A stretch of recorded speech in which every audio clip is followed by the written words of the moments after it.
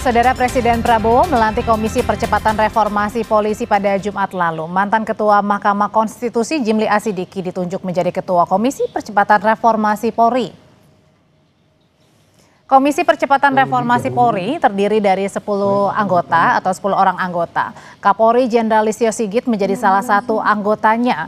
Komisi Percepatan Reformasi Polri tertuang dalam Keputusan Presiden nomor 112/P tahun 2024 tentang pengangkatan keanggotaan Komisi Percepatan Reformasi Kepolisian.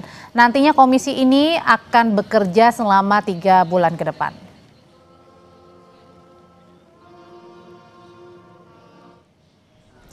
Sementara hari ini adalah rapat perdana Komisi Reformasi Polri yang dilaksanakan pada Senin pagi di Gedung Mabes Polri.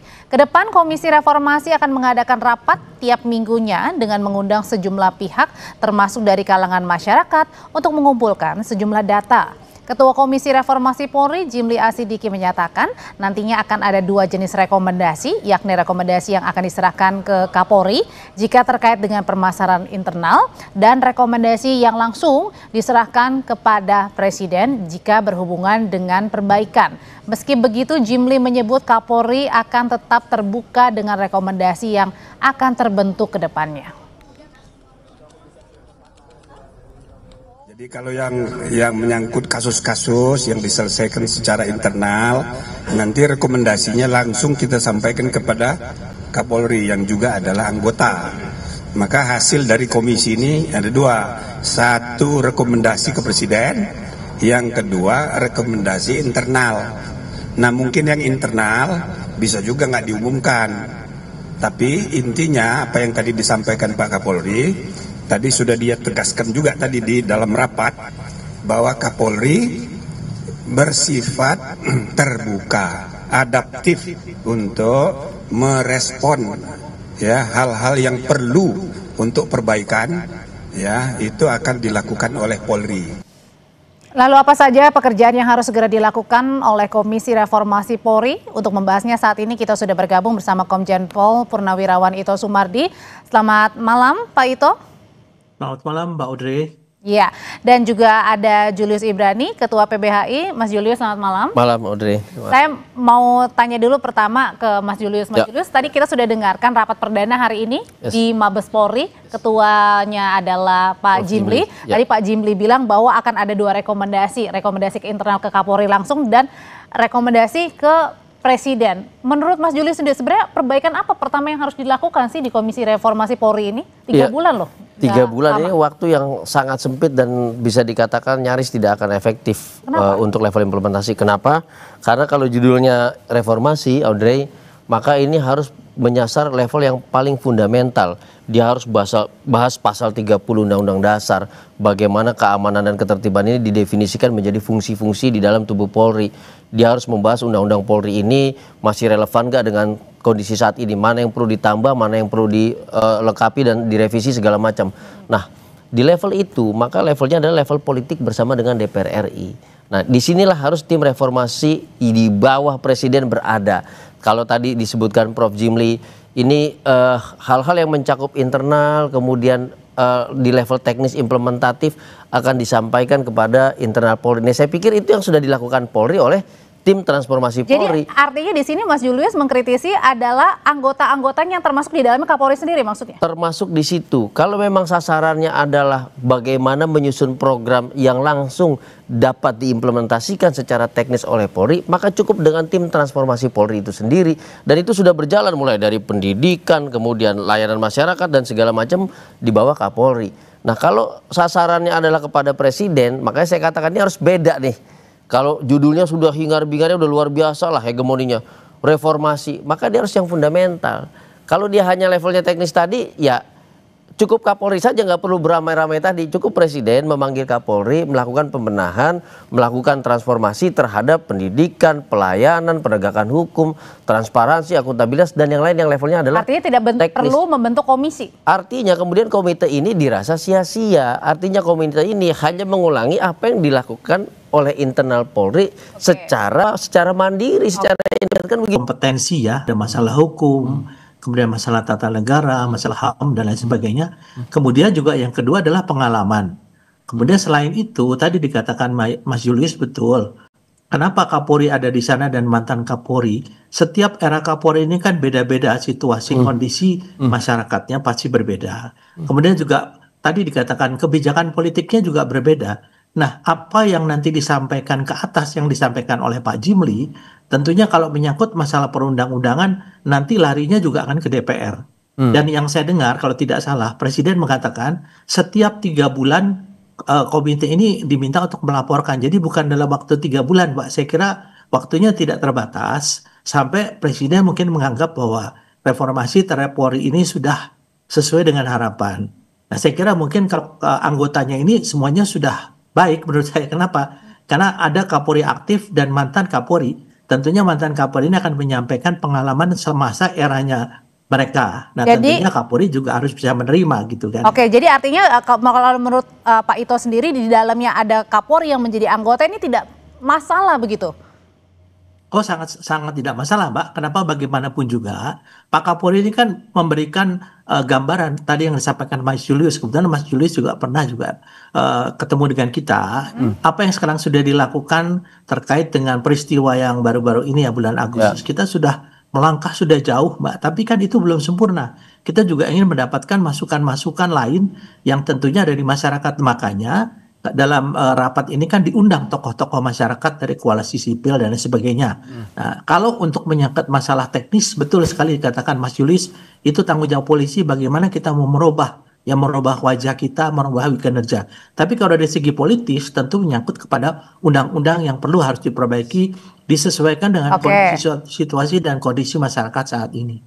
Kalau kita bahas dulu satu persatu Mas Julius berkaitan dengan tadi setiap minggunya rencananya akan mengundang LSM, Ormas, masyarakat atau lembaga-lembaga terkait begitu untuk mungkin mengadukan dan kemudian ini menjadi perbaikan.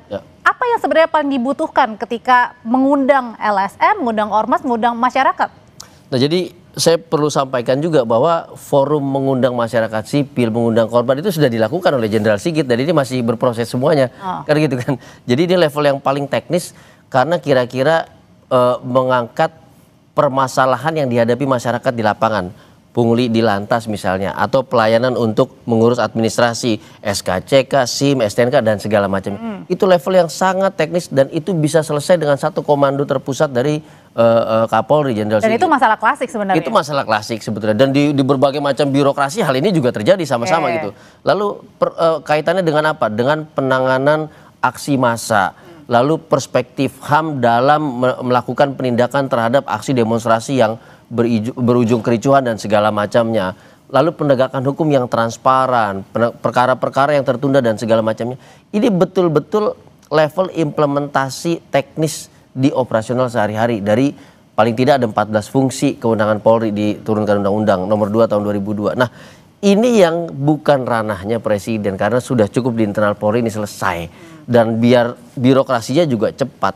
Kalau kemudian ini dilemparkan kepada level presiden nggak akan ngurusin pungli, gitu, nggak akan kena. Makanya saya bilang yang penting adalah tadi kalau kita mau bicarakan kebijakan politik, maka produk politiknya apa? Undang-undang kah?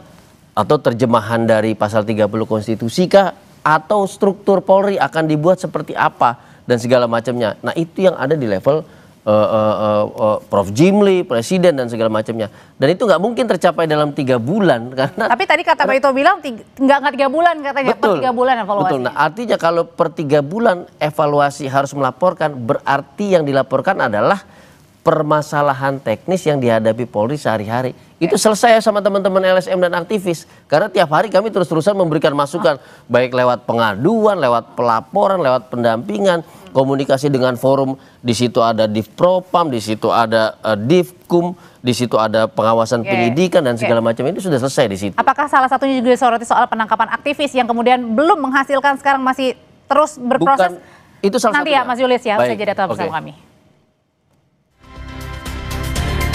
permasalahan yang dihadapi dan masyarakat sebenarnya ingin gercep ya dilakukan begitu, salah satunya misalnya penangkapan aktivis pada saat demo di Agustus lalu, kemudian juga bersih-bersih di tubuh Polri sendiri. Apakah dengan masuknya mantan Kapolri yang aktif sendiri ini kemudian bisa merubah sesuai dengan ekspektasi masyarakat?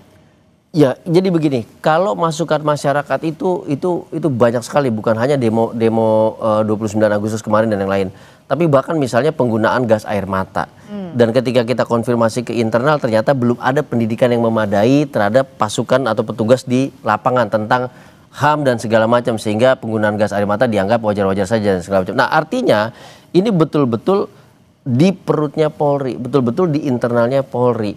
Makanya saya katakan kalau kita mau membenahi di level teknis seperti ini selesai karena forum itu sudah dibuka. Tinggal ditindaklanjuti oleh Kapolri dengan kebijakan-kebijakan internal, dengan pendidikan-pendidikan dan penempatan pimpinan yang memiliki perspektif atau pemahaman terkait dengan HAM, dan ini perlu diperkuat. Nah, jika dia kemudian mengundang para mantan Kapolri yang sebetulnya dalam situasi yang sama yang dihadapi Jenderal Sigit saat ini, gitu loh. Artinya ini tidak menjadi satu signifikansi, malah terjadi asumsi yang seolah-olah oh ini Komite Reformasi Polri dikuasai oleh Polri itu sendiri. Artinya seolah-olah ada resistensi. Padahal tidak, forum itu dibuka kok. Jadi forum itu dibuka, ada perubahan, ada usulan segala macam. Yang pertama itu. Yang kedua adalah kita melihat seolah-olah ini ada redundancy gitu. Ini udah ada, di sini kok ada lagi dengan substansi gitu ya? Yang sama. Mau ngapain. Saya diskusi sama Prof. Jimli pun, kemudian Prof. Jimli mengatakan bahwa ya paling enggak kita bagi dua level. Yang level teknis kita kasih ke Pak Kapolri, kemudian yang level kebijakan dan politik kita kasih ke Presiden. Lah yang ini ngapain?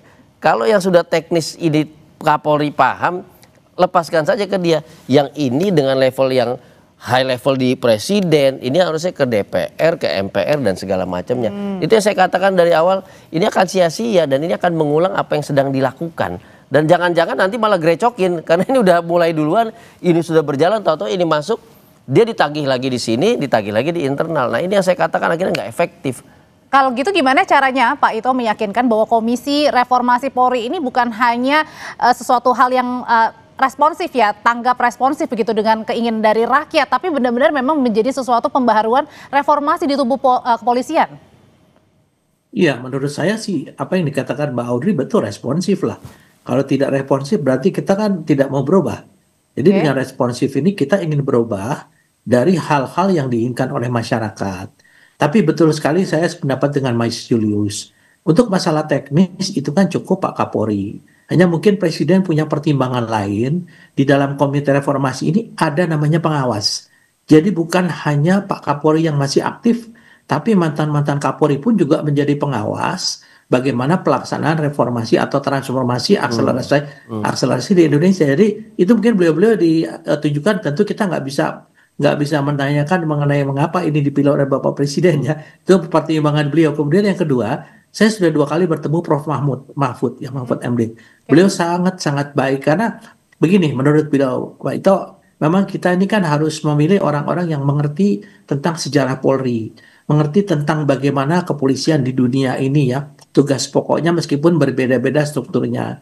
Kemudian dikaitkan dengan pelaksanaan tugas selama ini, tentunya yang paling berpengalaman, berkompetensi adalah mantan-mantan Kapolri. Nah, sehingga mungkin itulah menjadi pemilihan mengapa beberapa mantan Kapolri yang dianggap mungkin beliau-beliau punya kompetensi dan pengalaman ditunjuk menjadi anggota Komite Reformasi. Saya sependapat dengan Mas Julius. Kalau sepanjang Komite Reformasi membuka ruang seluas-luasnya bagi masyarakat, koalisi sipil dan para pemerhati segala macam, saya kira itu sangat baik ya mungkin untuk memperbaiki polisi ke depan. Pak Ito, tapi menurut Pak Ito sendiri tolak ukur untuk keberhasilan misalnya perbaikan reformasi di tubuh Polri ini seperti apa? Apakah tunggu kejadian baru kita lihat bagaimana reaksinya, atau kalau tidak ada kejadian kan ya sebenarnya fine-fine saja, baik-baik saja ini?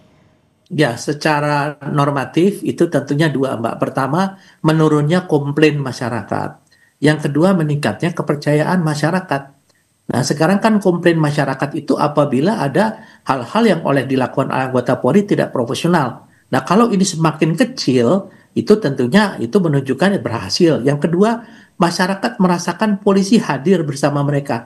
Kita sekarang sudah lihat pada waktu kemarin terakhir saya rapat dengan Bapak Wakapolri, perintah Kapolri melalui Wakapolri adalah setiap kejadian seperti bencana alam, kita sudah ada di sana, tidak menunggu bencana alamnya terjadi dulu. Kemudian hal-hal yang lain seperti yang daerah-daerah rawan nanti akan dilakukan patroli-patroli untuk bisa menimbulkan rasa aman. Nanti kita tinggal lihat saja, kalau ini sudah berhasil, tentu masyarakat puas, kan kepuasannya meningkat, kemudian komplainnya menurun, nah itu keberhasilan bahwa reformasi Polri menuju ke arah yang lebih baik. Demikian, Mbak. Ya. Ini saya ada catatan juga tapi Jenderal Ito. Jadi gini, yang kami khawatirkan itu adalah ketika pendekatannya adalah pendekatan kekuasaan di level presiden, maka reformasi itu perspektifnya adalah perspektif kekuasaan. Ini misalnya apa? Menjaga stabilitas nasional, menekan situasi di lapangan masyarakat dengan dinamika sosial ekonomi dan segala macamnya. Sementara ketika kita di tim internal transformasi Polri yang dilibatkan adalah masyarakat sipil, ojol, korban, satu yang kita usulkan salah satunya adalah perspektif sosio-legal. Jadi bukan legal ansih formil di kepala polisi. Sehingga pendekatan-pendekatan kemasyarakatan itu digunakan. Jadi tahu apa yang menjadi kebutuhan masyarakat di level Polri. Apakah itu bisa terjadi di komite bentukan presiden dengan segala elit-elitnya itu? Nah, saya tidak yakin bagian itu. Saya harus kasih contoh lah. Contoh, Kapolda Metro Jaya pernah menerapkan pendekatan HAM 2 tahun lebih terhadap demonstrasi. Apapun itu, mau bikin tenda di depan Monas segala macam gak boleh disentuh, padahal nginep berhari-hari. Yang kedua, yang belakangan terjadi misalnya tidak ada lagi tetot-tetot di jalan, itu pertama. Lalu melibatkan teman-teman ojol untuk menjadi justice kolaborator dan community policing, melaporkan situasi di lapangan. Sedangkan ini pendekatan-pendekatan sosio-legal yang bukan hanya memberikan citra kepada kepolisian, tapi membersamai fungsi polisi di tengah masyarakat. Ini ada di level teknis dan justru langsung efektif berjalan. Berarti artinya bukan hanya fokus kepada perbaikan citra aja. Bukan hanya itu dan juga bukan di level politik yang kita nggak tahu nanti ujungnya negosiasinya kemana. Karena saya boleh bilang, Prof. Mahfud pernah mengusulkan ini kok dengan tim percepatan reformasi hukum dan anti korupsi. Hasilnya mana? Nggak ada. Lalu sebelumnya juga pernah ini itu segala macam. Hasilnya nggak pernah ada. Hasil itu selalu ada ketika pendekatannya adalah pendekatan kemasyarakatan, pendekatan sosial. Dan Polri ditempatkan oleh konstitusi itu betul-betul di tengah masyarakat. Saya pernah bilang, Polri itu kayak nasi. Kenapa? Dia ada di konstitusi dan banyak fungsinya yang langsung menyasar kepada masyarakat, berhadapan dengan masyarakat.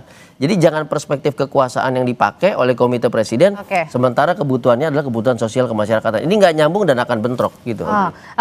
Terakhir kalau gitu Mas Julius, kan tadi juga diumumin oleh Prof. Jimli bahwa akan ada satu lagi, 10 anggota tambah 1 katanya, perempuan. Tapi masih dirahasiakan siapa nih. Apakah ini juga akan mungkin menambah warna baru di Komisi Reformasi atau? Itu kebutuhan yang sangat mutlak. Tahun lalu Jenderal Sigit telah membentuk unit khusus baik itu TPPO atau perlindungan anak dan unit khusus perlindungan perempuan yang ada di seluruh Indonesia. Perspektif itu memang perlu diperkuat di pendidikan, kemudian di kepemimpinan, di penindakan dan segala macamnya. Adanya satu anggota dari komite dari perempuan itu harus menyasar pada problem ketidaksetaraan yang dialami perempuan dalam proses hukum, sebagai saksi, sebagai tersangka dan segala macamnya. Jadi itu kebutuhan yang penting, tapi itu juga sudah dilakukan oleh Polri, ingat. Makanya jangan redundant, yang sudah dilakukan oleh Polri jangan lagi dibahas di sini. Ini catatannya apa reformasi strukturalnya, apa reformasi fungsionalnya, apa reformasi regulasinya. Itu ada di level presiden. Dan tadi hanya bukan hanya sekedar menaikkan citra positif lagi dari Polri ya. Saya pikir bukan. Kalau menaikkan citra cukup survei selesai kok itu. Gimana tuh Pak Ito? Ya, saya kira betul kata Pak Julius ya. Yang penting adalah pelaksanaannya, Mas. Yes. Jadi menurut saya di sini adalah Komite Reformasi Polri, biarlah beliau itu bekerja dulu ya. Nanti setelah itu kita nilai setelah 3 bulan apakah ada perubahan yang mendasar secara teknis, pembinaan, administrasi ataupun regulasi. Nah, itu tentu nanti kita berikan masukan setelah berjalan 3 bulan. Kita berikan waktu, tapi bagaimanapun juga harapan kita yang disampaikan Mas Julius itu kan tentunya bisa disampaikan pada saat pertemuan-pertemuan dengan Komite Reformasi, sehingga mereka punya arah ke arah mana untuk perbaikan. Adanya masyarakat itu objeknya daripada polisi. Sehingga polisi itu betul-betul harus bisa memberikan sesuatu yang dirasakan oleh masyarakat bahwa eksistensi Polri itu sangat dirasakan kehadirannya. Sudah Kan sekarang sudah ada Pamata ya. Sekarang udah kembali lagi ada Pamata, Mas Julius. Ya. Yang seperti dulu kan nggak ada. Pamata ini wajib harus masuk sampai ke tingkat RT. Yes. Nah, kita lihat aja pelaksananya nanti. Mudah-mudahan kita kawal bersama, Mas Julius. Ya. Sudah kami tangkap pandangannya. Terima kasih Pak Ito.